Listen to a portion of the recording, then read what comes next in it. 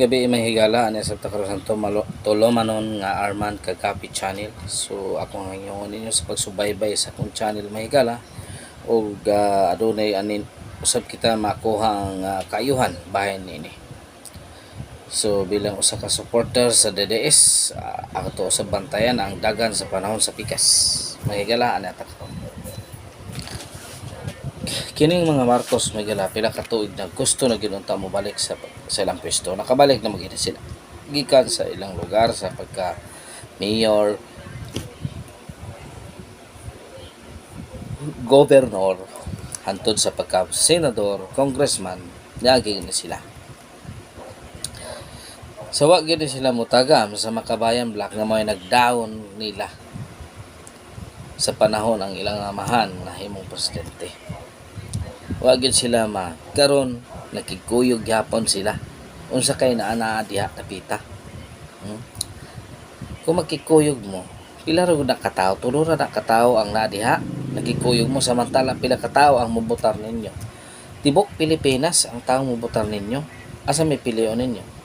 Ang tawo nga mobotar niyo, ang tawo tulo ka buok ra tawo nagdaot sa atong nasod. Ha? Sakto dai na makikuyog kanila. Tanawa ko ng sitwasyon. Walay aging presidente nga dili gid sila mabatikos. Batikoson jud ka. Mangita sila paagi makalusot. Ha? Mangita jud sila paagi makalusot. Ngano man unya karon nakisabay lang mo.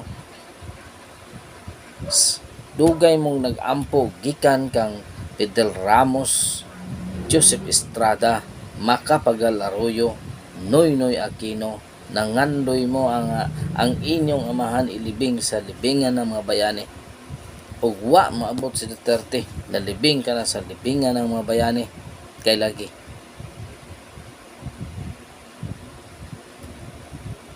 naaman siya katungod nga malibingo sa libingan ng mga bayani kay siya usamang ka presidente, siya kay usamang ka sundalo. Ha?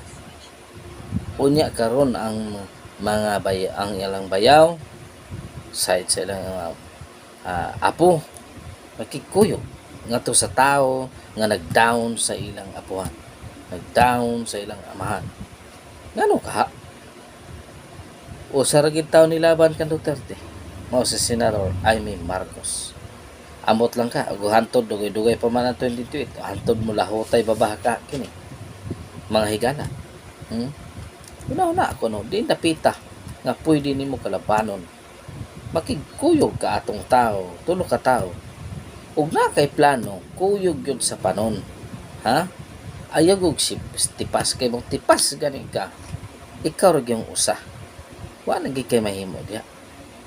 Ha? Di tipas man ka tungod lang sa imong plano. Ug na kay plano pagpakitang gilas ngadto sa mga tao nga buot o padaog nimo. Di man sila makapadaog nimo. Kay naa naman tay social media karon. Dili na ang mga tao madaggulat-gulat ron. No adto man gyud mo. Si Sandro. Dito sa Makabayan Black. Ngano man. Unsa may naa?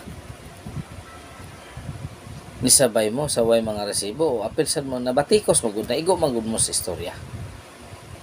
Kamo may naguna-una unya karon nga naigo mo nasakitan mo mabawas kuno hay mo. Wa mo kasayod nga ang confidential fund ako kay nagkatabang sa administrasyon ni Sara Duterte nga siya secretary sa DepEd. Wa ba mo din makabaw ana nga si chairman sa LTF-LCAC nga mao kanay mo padagan o mo panindot nga mawagtang kining insurensya der sa atong nasod. Di wala din mo mangandoy nga masin sa atong nasod. Hinuon dili gid ta mo mabasod. Kay nangano kay kamo naman sa pwesto wala man gani resibo ay na may extraordinary fund po sa wa gid mo maglantaw kung unsaon pag-asenso ang atong nasod. Kay na may extraordinary fund. Bisag asa pa mo ato na may kwarta. Kami unsaon man lang marbaho mi minimum rami saon na wa may social life akong kinabuhi mga higala. Wala. Kaya ang mong sweldo igo ra taon. Ha? Igo ra sa among panginabuhi abang nangabang ra barato ng balay. Importante lang nga makatulog.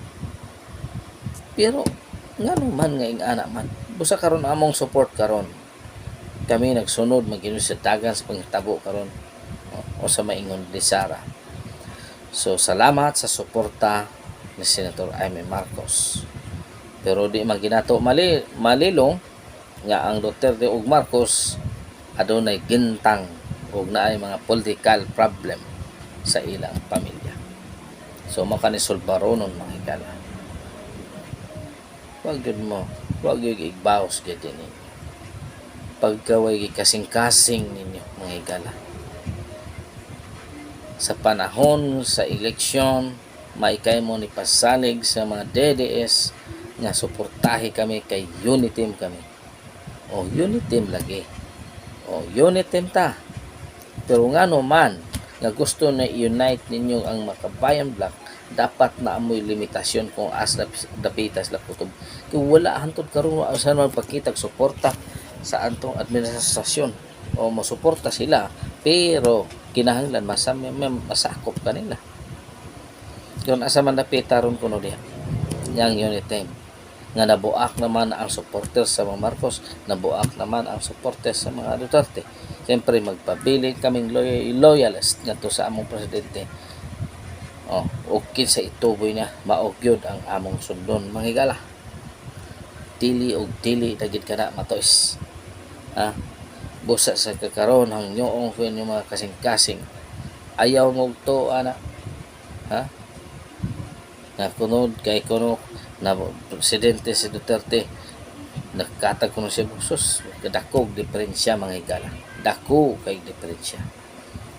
Sa una nga dili pa si Duterte murag merkado adto ka syudad murag merkado Cebu dali ra kakakuha pero karon maglisod na kagkuha kinahanglan kaila jud sod ka nga tug dili kaila patay ka ing ana sila ka stricto man gala nya karon asa man mo suporta sa taong mudaot sa imong pamilya o sa taong nagbalik sa imong dungog sa inyong pamilya.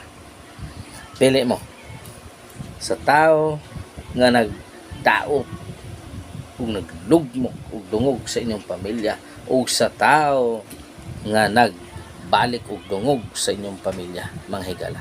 Asa may piliyon ninyo? Mga higala. Okay mga higala. Ato kining ang nyoon ako ang inyong malumong kasing-kasing sa subscribe sa kang Arman Kagabi channel aron magpadayon kita migala sa atong channel sa atong tulumanon nga buntag ug hapon ko mo download aron mabati usab ninyo akong hinyoon ninyo malumong kasing-kasing sa pag-subscribe sa akong channel. Like and share sa video, comments kung oron sa pay pwede na ito ipa-improve sa mga pangutana pwede na itong tubagon. So daghang salamat mga gala, ayong gabi, God is good all the time.